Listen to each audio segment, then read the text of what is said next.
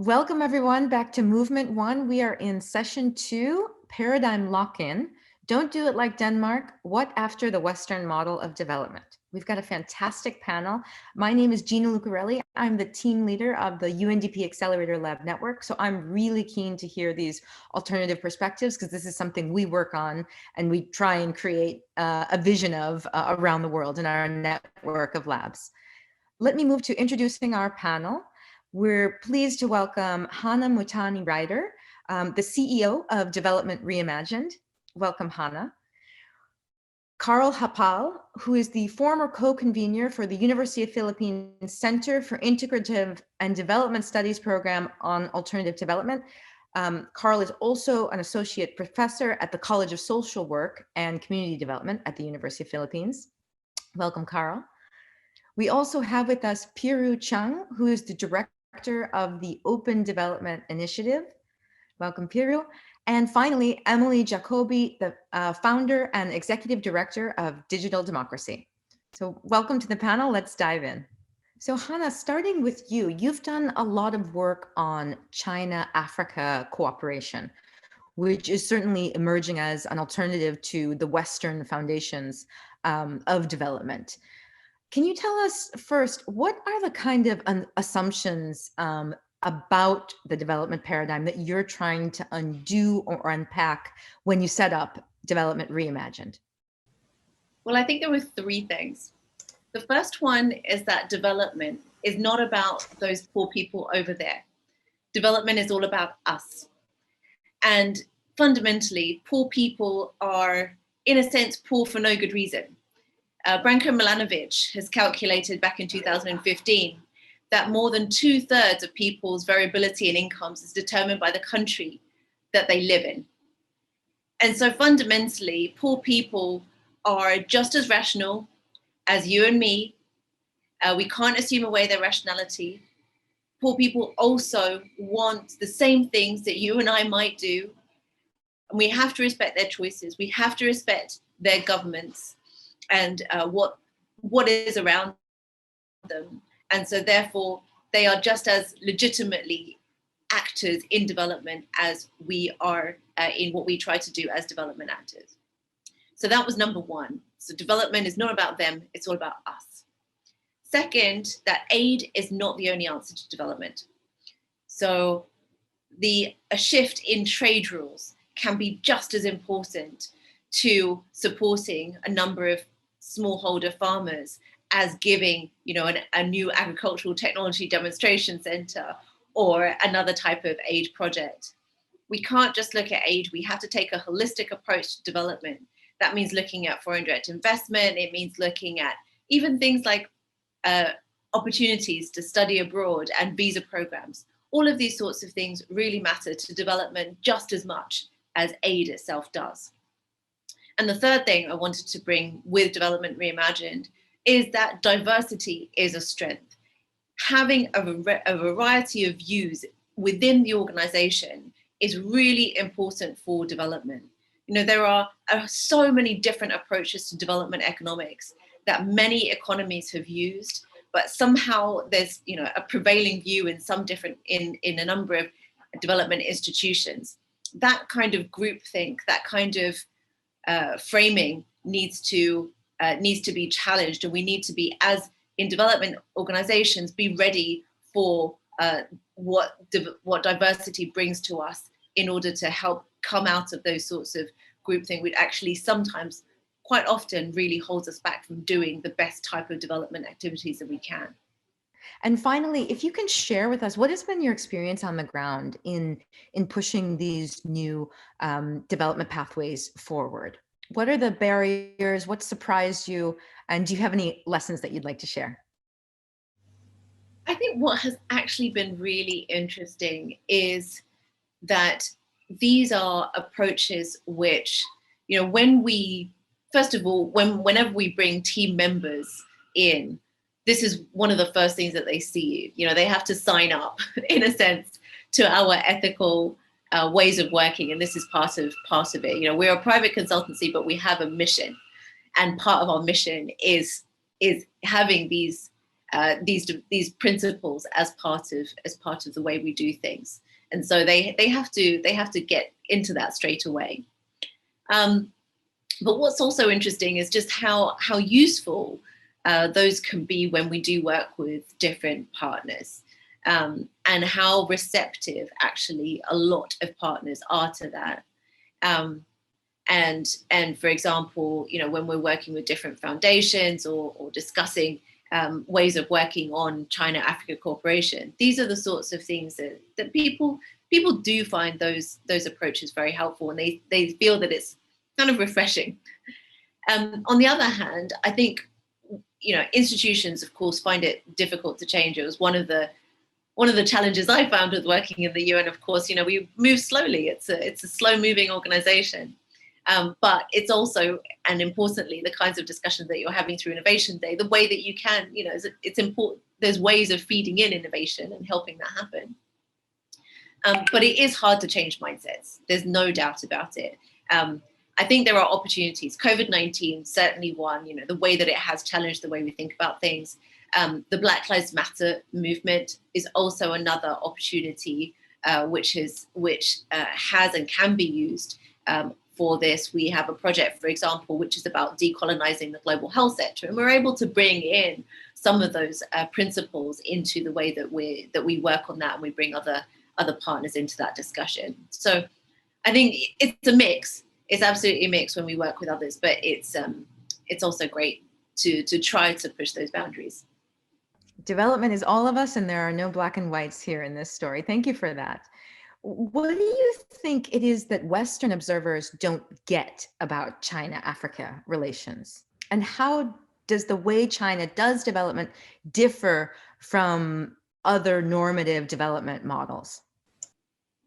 Well, I think it's very easy when you look at China. It's very easy to see China in two different it's often framed in two different ways, right? This country, big country, often seen as a malign presence globally, kind of strategic and problematic, and including with its footprint in Africa, you have framing such as debt diplomacy. These days it's vaccine diplomacy, even though that's a good thing, but it's seen somehow malign, somehow not right.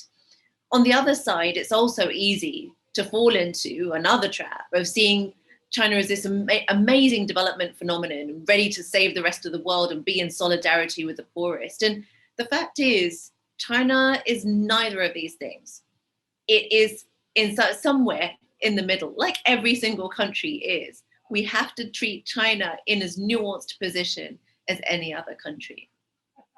At the same time, it is really important to understand China's development model in much more detail and understand China's footprint in detail. And so that's what we try to do with regards to Africa in particular. And that's where we've really built a specialism. So looking at China in terms of China as an actor in Africa, for instance, we look at China's footprint in detail. And what we try and do is always add context to that. So for example, look at trade. China imports as a percentage of all of its imports 4% of its imports are African, right? People were worried that China imports, all these African natural resources. Well, 4% of overall imports might not actually be that much, although yes, those imports are concentrated in natural resources. But interestingly enough, that 4% is better, certainly from an African perspective, than America, which just imports 1% of its products from African economies. On another level, another issue, we were talking about aid earlier. China's aid, based on its latest information, latest white paper, is around $5.9 billion a year. That's a lot less than the UK's aid, which is $10 billion a year, more like 10 or 12 billion a year. So these comparisons are very important to really understand where there is opportunity for African countries, for other developing economies to work with China more strategically and get the most out of their relationship with the economy with China. You cannot just look at China on its own, and you also certainly shouldn't just look at it as a malign presence.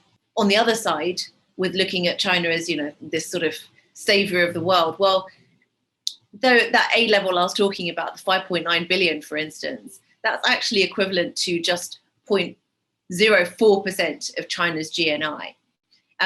It's not a great deal. And of course, there's a potential for China to do even more. But what could it do? And sometimes, there's a whole range of issues on which China is certainly trying to improve itself as a development actor. We try to, we work with Chinese organizations to help them to do that.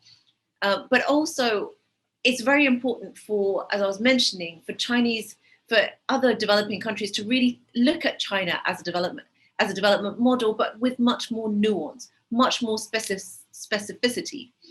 Think about intellectual property rights. China has used intellectual property rights in the multilateral system to its advantage in many ways. It's built a pharmaceutical industry just like India, and is therefore able to do things like provide vaccines to other countries.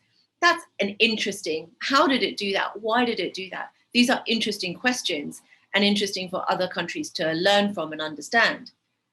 Similarly, there are also some very interesting aspects of how China's domestic economy has grown in a way that actually looks very different to, say, how the UK works, or how Europe works, how America works. Even China's e-commerce platforms, for instance, look very, very different and have a very different impact on poverty and poor people than perhaps other types of e-commerce organizations like Amazon or others. So these are really nuanced aspects of China, which we try to bring to the table, and we think others should be really interested in doing, not just looking at China in this kind of binary way. Either it's bad or it's good. Well, no, there's something much more in-depth and important for the future to be able to look into. So I'm aware, Hannah, that you have some experience within the UN Development Program in China. And I'm wondering, what are the kinds of assumptions and mindsets that you needed to pivot away from to be able to reimagine development? What do you think we at the UN Development Program need to decommission in order to explore these alternative development paths? This is a really important question, and it is quite hard in so many different ways to see, as you say, and invest in alternative development paths. But certainly going to work in China for UNDP was certainly a very big eye-opener for me. Not only that, being somebody from a relatively poorer country, Kenya, that has also obviously been formative for me and shaped why I wanted to work in development. At the same time, it's very important for us to question the world order as it stands. And I think COVID-19 in particular brings us to that point. We had all of these indices, for instance, before COVID-19 that told us which countries were more prepared for disasters and so on. Those have been proved to be completely wrong. We have to get that evidence, that very clear evidence that is in front of us, and say, what do we do with this evidence? How does it help us now shape the future, because we were so wrong? And in that sense, I think there are many things that we can question about the world order. And we can use that as a starting point to think, and to use this as an opportunity to think about how do we question world order. Take the example of the issues and economic challenges that African economies are having to face. While some parts of the world right now are being able to do things like quantitative easing, they're able to spend 20% of GDP. These are the G20 countries can spend 20% of their GDP on dealing with COVID-19. Majority of African countries have been able to, on average, spend 2.5% of GDP, and there's 10 countries that have spent less than 1% of GDP, which is, given the levels of their GDP, you can see that it's very little, even though they're making as much effort as they can. But you wonder, so what's driving that? It's not just the fact that countries have to use money for debt payments. One of the issues is also that Africa is the only region in the world that doesn't have its own monetary fund. So it's not able to draw on bigger central bank resources in order to issue and do quantitative easing. You have much smaller domestic banks and so on. So why is Africa the only region? We have to ask these questions. We've seen, and to take another example, and to take it even to an even bigger level for the UN. My colleague and I recently wrote a piece, late last year, wrote a piece focused on the Security Council and how what does COVID-19 or the challenges that we've seen with the Security Council during COVID-19, how does that help us to think about the role of the Security Council and the makeup of the Security Council? And what we did there was we looked at how economics has changed since the Bretton Woods institutions and since the UN itself was created. And what we found was a very interesting story that we haven't ever seen before, which is that the majority of countries, a large number of countries, 80 countries, have come out of colonialism since the UN was created, since the Security Council was created. And as a result of that, the UN has expanded, but the Security Council, what people typically think of is, okay, we'll add some more seats onto the Security Council and we'll have the more permanent 5, etc. Well, the permanent 5, in terms of economics, have the same amount of global GDP as they did back in 1940 and 1945 as they do now, practically. Very, very similar amounts. What does that mean? So the rest of the world, everything has pretty much stayed the same for them coming out of colonialism in terms of economic, in terms of how they run economically, how much they have economically compared to the rest of the world, to the P5 in particular. It's stayed the same coming out of colonialism. Yet they should have grown. We would have thought they would. So the question is, should the Security Council continue to be made up in the same way? Is it the right type of makeup for the P5 to occupy the positions that they do, given that there's so many other countries and they need to have a voice? They also need to start having an opportunity to be in the economic system more so than they have before. So these are the sorts of, we then proposed actually disbanding the P5 and being, that many people wrote to me afterwards saying, wow, well, that's rather brave of you to say that. Well, look, if we don't say these things, if we don't get a discourse around a number of different options, how will we break out of the world order that we have, which has led to the kind of situation that we are in right now? A world order which is unable, for example, to deal with climate change in the way that we need it to, and still needs to accelerate progress, that we still have over 400 million people in poverty. How do we break out of that world order? We have to be ready to answer some big questions. And I've been, I have found that some of these fundamental aspects of the world order, how the UN is made up, how Bretton Woods institutions are made up, how monetary institutions are made up. These are some fundamental questions which I'm starting through Development Reimagined in particular to be able to explore and invest in and work with others to do just that. So Karl, thank you for joining us. We've invited you here because we want to hear about your experiences as the former co-convener of the program on alternative development at the University of the Philippines. Can you tell us more about this program and how does this program help us rethink development? All right. Thank you for the question. Broadly, the program on alternative development, as you described, aims to look at paradigms, policies, practices, and projects that are largely marginalized and excluded from the mainstream. Now, what we're referring to here are grassroots practices at the community level and how they undertake development at the local level. So the alternative practices that we look at largely challenge dominant modes.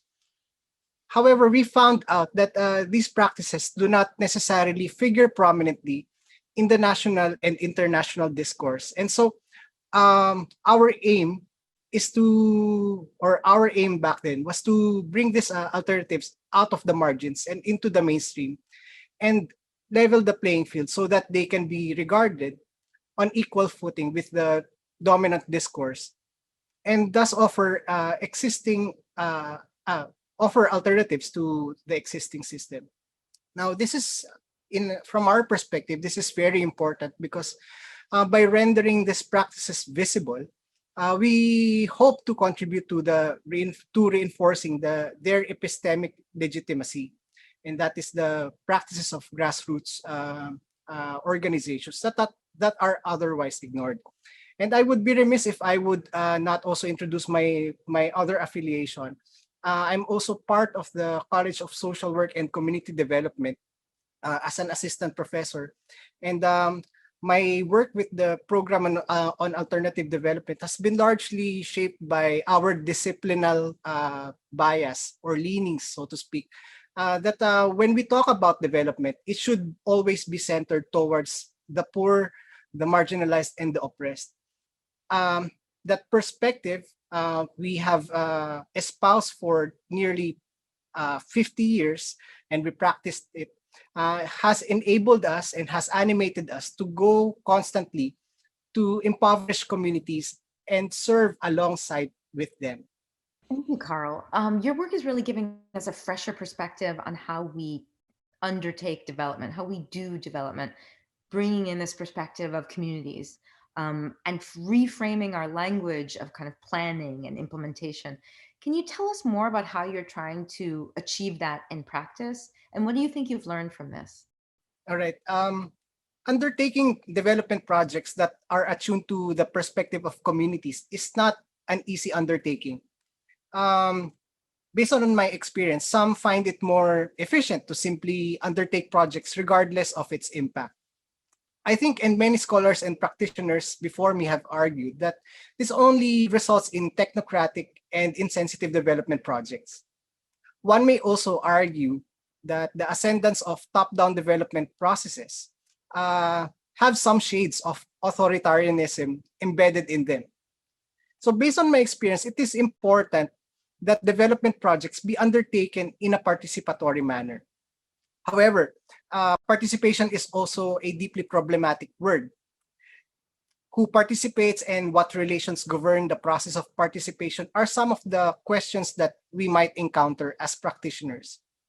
In my opinion, participatory projects are characterized by an engaged and collaborative process of issue identification, analysis, and project development. A process that is both enjoined by community members and external actors like you and me. So for us, it is important that we understand where the community is coming from and appreciate the local knowledges that they possess. Of course, we cannot totally grasp this entirely, but through immersing ourselves in their lived experience, as I have shared in my presentation, we can somehow approximate this. And in my experience, this has been an enlightening and, more importantly, a humbling experience that keeps me and my colleagues grounded. Thank you so much, Karl, for sharing these perspectives and experiences. It's been really enriching. In our work at the UNDP Accelerator Lab Network, we have really doubled down on community knowledge, community innovations, Indigenous knowledge, ethnographic methods to understand people as holders of knowledge, not just beneficiaries or people who need help. What do you think actors like us at the UN Development Program and others in the development sector can learn from your work? Okay. Now, I have framed my presentation to speak to external development actors like you and me, and the wider UNDP community as well.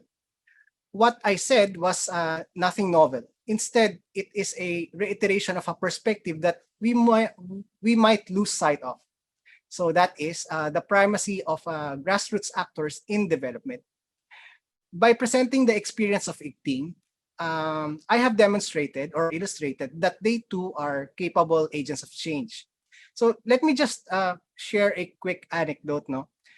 So when I first met ICTING, I was quite skeptical.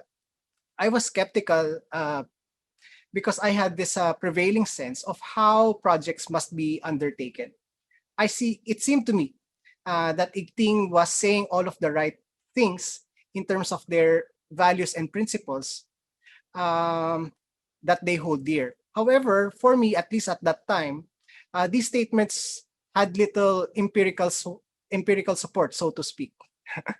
So it was, however, it was through interacting with ICTING that I realized that I should not be imputing my own understanding and standards. And soon I learned that they were speaking a different language of development. So mine was technical, and theirs was, ICTING's language was affective and relational. Obviously, as I told in my presentation, both are important.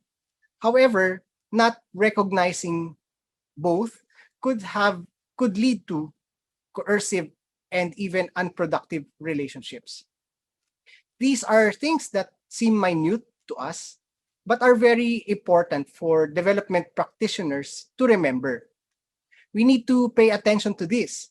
Often, we are on the lookout for novel, innovative, and hot practices. Things that we could potentially replicate in other settings and expand, scale up. This, of course, is very important. I say, however, that we must also pay close attention to the relationships that we create, maintain, or challenge. Let's turn now to Pyrou. Pyrou, in your work at the Open Development Initiative, we're really excited to have you on this panel because of the way that you are working with Indigenous communities on the particular issue of data and information. And so let us start off with the first question, which is, I can imagine sometimes explaining to government colleagues or colleagues like myself who work at the United Nations, the specific issues facing Indigenous communities when it comes to the handling of data. What patterns do you see recurring? And what is it that we don't see or don't understand well enough about the context you work in? Thank you very much for that question. It's a really pertinent question when we think about the topic of data innovation during this conference.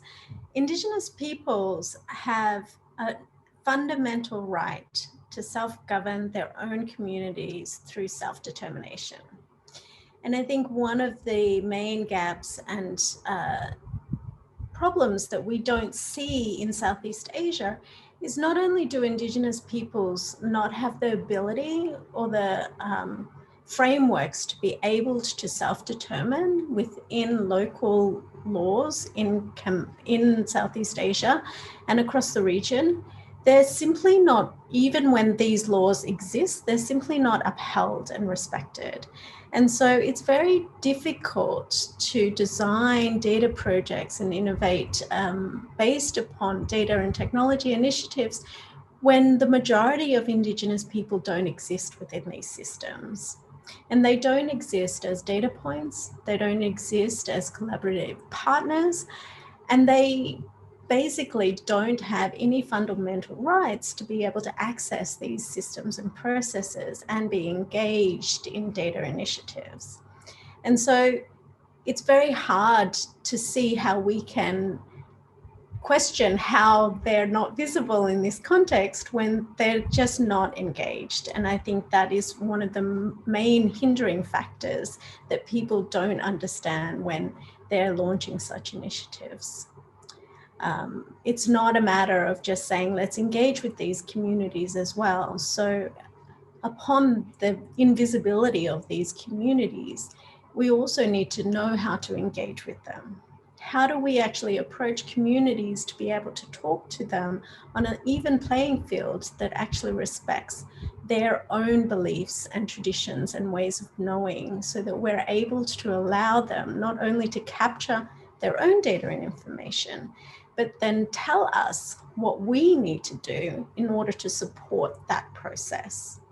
And I think that's a lot of the fundamental work that we're doing at the moment, is to build that capacity so that we're elevating Indigenous communities' ability to articulate their rights within this context, but also to work with other stakeholders to shift their perceptions on how to manage these relationships as well. So your work on Indigenous data sovereignty started very, very local, then kind of moved to the regional level and is now connecting to international movements. Can you tell us about this balance between the local contextual knowledge and approaches and perspective, and then taking this to a more global view? What do we lose in this process of zooming out? Well, fundamentally, the work that the Open Development Initiative has focused on has been to start locally. We did start with grassroots communities and Indigenous communities to aid them in asserting their data rights. And we've since engaged more regionally and obviously globally in the Indigenous data sovereignty movement. But one thing that I do need to point out is, although the term Indigenous data sovereignty is a term that's used globally, it is jargon. And at the grassroots level and within communities, we do not use this term. It is quite challenging to raise awareness within communities about technical jargon that doesn't literally translate into local languages, let alone Indigenous languages.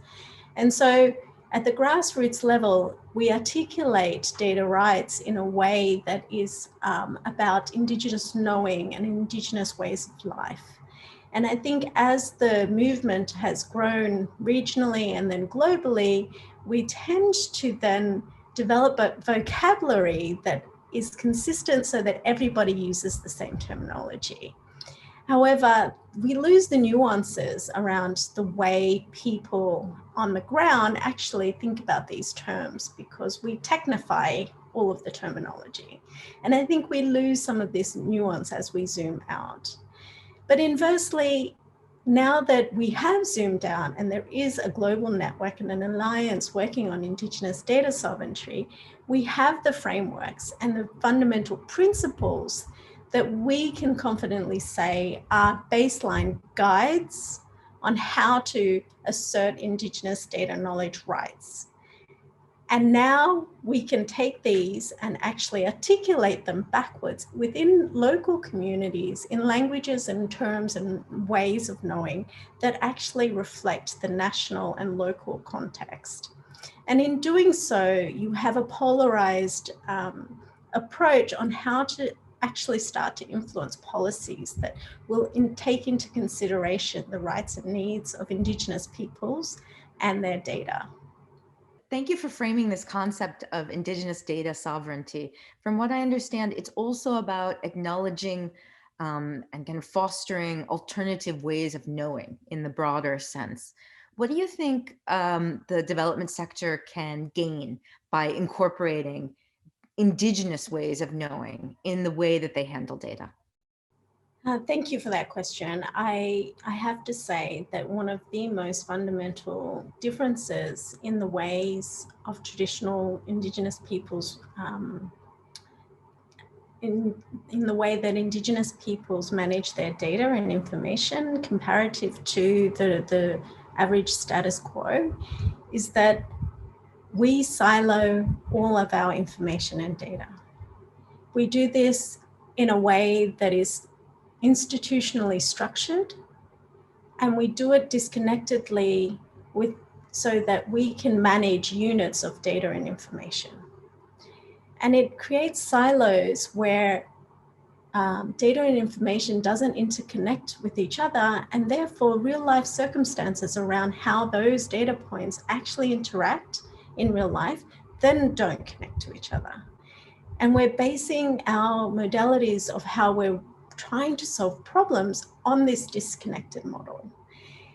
And Indigenous data sovereignty and Indigenous knowledge and ways of knowing break down these silos by understanding that information and data, particularly their ways of knowing, are interconnected with people. And the best example of this is environmental and natural resource knowledge. Indigenous peoples' approach to the way they govern their lands and territories is innately in tune with their identity and their ways of living. And by doing so, they're not disaggregating data based upon biology, forestry, chemistry of a natural environment. They are seeing the holistic view of a piece of forest and the interconnectedness of that as not only shelter, food, and resources, but how that is actually impacted by the way they live within that environment. And I think that conceptualization of ways of knowing doesn't translate into what is happening at present in the way we're structuring our data ecosystems. And we need to fundamentally shift these approaches and this understanding to actually then start to address real life issues. And I use the example of natural resource management because we are globally challenged with climate change issues at the moment. And there's a lot of evidence to suggest that Indigenous peoples are the stewards of these natural resources, and intact landscapes have been protected and preserved by Indigenous peoples for a very long time. And we have a lot to learn about the ways that they have been able to manage these resources through their Indigenous knowledge. So Emily, let's turn to you to hear about your work at Digital Democracy. I understand that you've been involved in decolonizing map making with projects like the Earth Defenders Toolkit and Map.AO. There are similar pieces of work such as the Decolonizing Atlas. Can you tell us a little bit about what that is, how it started, and what the learning is from it? Yeah, well, thank you so much. So Digital Democracy, I co-founded it 12 years ago, late 2008. And through our work over more than a decade, we've worked in partnership with frontline communities from Southeast Asia, Sub-Saharan Africa, and particularly in the Amazon rainforests of South America. And throughout all of our work, we've seen the central role that mapping and geospatial information plays in helping communities define what's important to them, fight against challenges like infringement on their rights, and to really, often tell their story. But through the process of doing mapping, we've seen how maps themselves, as well as a lot of map making tools, have really been tools of colonization for a very long time. So I grew up in North America in the United States, and in the very early days of settlement of the United States by Europeans, they were using maps to take away territory from the indigenous people, from the native people. And I think much of European-based map making has been to negative ends, to colonization and to the forced migration of local peoples. And so, as you mentioned, a lot of our work has been focused on challenging those notions of even maybe what a map itself is, in service of people being able to tell their own story, to be able to express their own worldview. So in partnership with local indigenous partners in the Amazon rainforest, they've explored many ways in which they've wanted to create maps. Sometimes it's to tell the story of their own territory from their perspective. So for example, we worked with Jacobi people to create really beautiful maps of their ancestral territory, which they were displaced from during a border dispute between Peru and Ecuador half a century ago. They were forced to move inland to a very different region, but they have been taking canoe trips back to the area that they were originally from and creating beautiful maps that share not only what the flora and fauna is of their ancestral territory, but also their cultural history. So telling the important creation stories that are related to each individual lake along these rivers. So in some cases, maps, when used by Indigenous people, are really to tell their own story in their own way about what's important. And other times we've worked with partners who are trying to use geographic information to document threats that are happening, illegal logging, mining, colonization that's coming into their territory that's displacing them. So that has been kind of the broad trajectory of our work. But along the way, we've been very inspired by different projects, like the Decolonial Atlas is one that really documents different kinds of map making from all over the world. One example that they share is Inuit peoples in Greenland, what is now Greenland, creating maps actually out of wood that they will carve, very intricate, the details of the shoreline. So in areas where there's a lot of inlets and bays, they can actually use those maps not only to navigate, but even to navigate at night, because they can use it. You don't have to see it, it's not a pen and paper. Instead, it's a three-dimensional object that helps them navigate. So, a lot of what I think decolonizing mapping is about is first and foremost separating mapping from the ways it has been used to take territory away from Native peoples. And then secondly, to challenge, just European notions of map making. A third example I'll give is that in the Amazon, rivers come in many different colors. As one of our Warani partners, Opin and Chemo, says, rivers are black, sometimes they're yellow, they're brown, they could be coffee colored, they can be green, but they're very rarely blue. And yet European map making conventions often have the river as blue against maybe green land, green or brown land. And so just even challenging, what colors are you going to use on the map to display basic features like a river? That is also a question that when we interrogate it can lead to much more rich and, I think, rewarding visual representations of the world that aren't just coming from one particular worldview or one lens. Fantastic. So given that your work deals with alternative understandings of poverty, and kind of questions what it means to be poor, how do you bring that into development work? Yeah, I want to speak a little bit about my own trajectory, because I think it's relevant to this conversation of how we interrogate the past and past, paradigms of development. So when I was in college, I was studying international development, and I spent a semester studying abroad in Mali in West Africa. And as a white American, I was incredibly lucky to be welcomed into a family, and I lived in a compound with 39 other people, and I got to experience day-to-day life in a way that was very different from my own middle-class upbringing.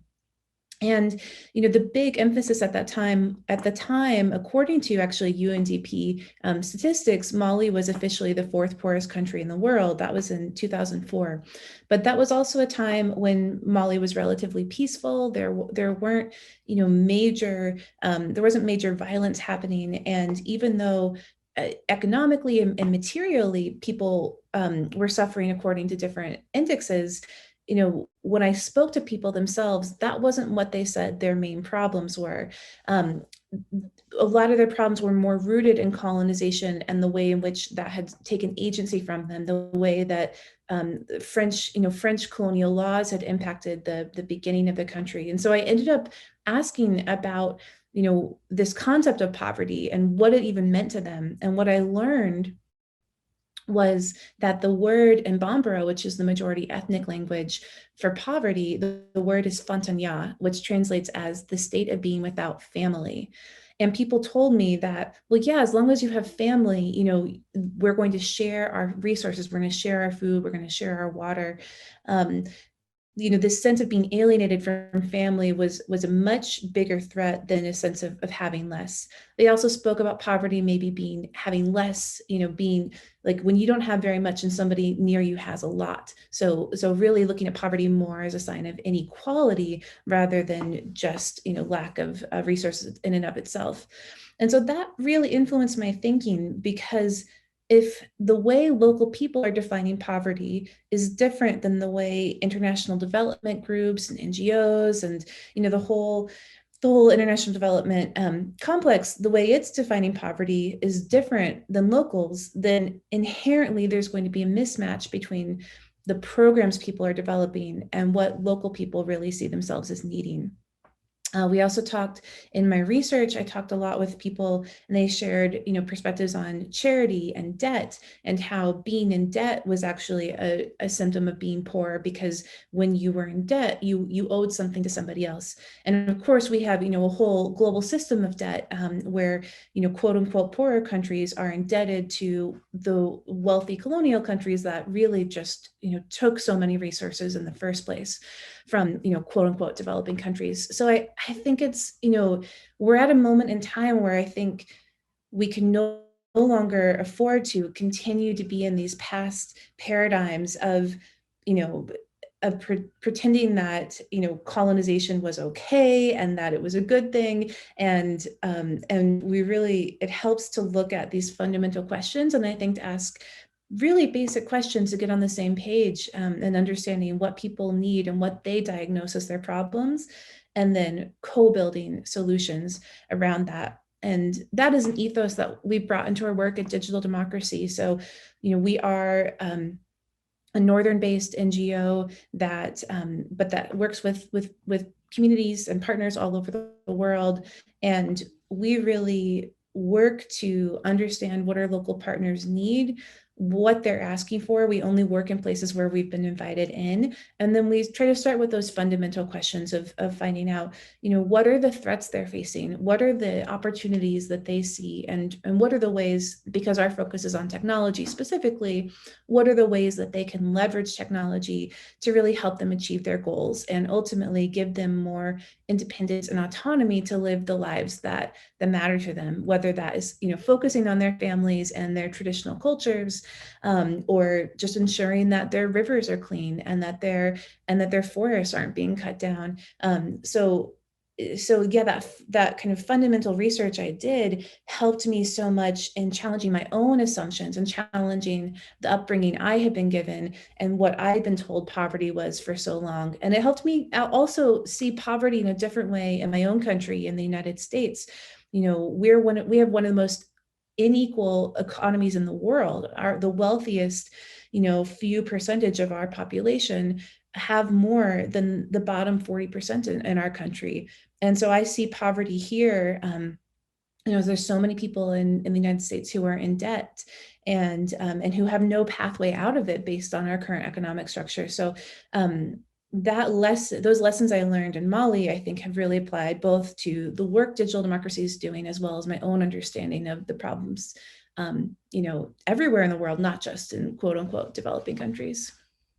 Fantastic. And now maybe if we can close out with, can you tell us a little bit of, give us some examples of how the way you work and the way you focus on decolonization has led to positive outcomes for your partners? So one of the specific ways in which we have, developed our tools and had real results is we've been developing a tool called Mapeo, which is an offline, local first tool that enables our partners, even when they have no internet, no cell phone service, they might be miles away from the nearest power grid, but they can just use basic tools of either laptops or smartphones, powered off of a solar panel to gather information in their community, whether it's to create maps or to monitor environmental impacts. And that started off very small. It started off with partners in Chiapas, Mexico, and Ecuador asking for support. They wanted to create maps of their territory, but they were completely offline. They were often a couple of days walk away from internet. And so they needed a tool that would work offline, and they wanted it to be easy to use so they could create the maps themselves rather than be dependent on outsiders. So we began working with them, and over the past 8 years, we have developed a tool called Mapeo that is now being used in more than 20 different areas across 8 different countries. It's actively being used by our partners to monitor and defend over 4 million hectares of territory. And the evidence has been used in court cases to not only protect their territory, but actually halt mining in Ecuador, prevent new oil drilling, and clean up oil spills. So, it was something we started off very small with our partners, just trying to meet a few particular needs, but it's developed into something that many different groups are using to focus on their own issues and the issues that are most important to them. Well, thank you so much to all our panelists, to Hannah and Karl and Pyrou and Emily. This has been really fantastic. Here we've had a wide-ranging tour of looking at China's contribution to development in Africa, explored some of the new tools to decolonize development. We've looked at concepts such as Indigenous data sovereignty, and we've asked questions on who development is really accountable to. I've personally learned a lot from this panel. It's certainly useful to me directly in my work as the team leader of the UNDP Accelerator Lab Network, where we work with 91 people around the world in 91 labs whose full-time job is to understand the innovations, the knowledge, the practices of women and men who are trying to deal with the effects of climate change and trying to advance sustainable development in their own communities. So thank you so much for this. Rather than summarizing here, I think what we should do is just open it up for the live Q&A. Thank you so much.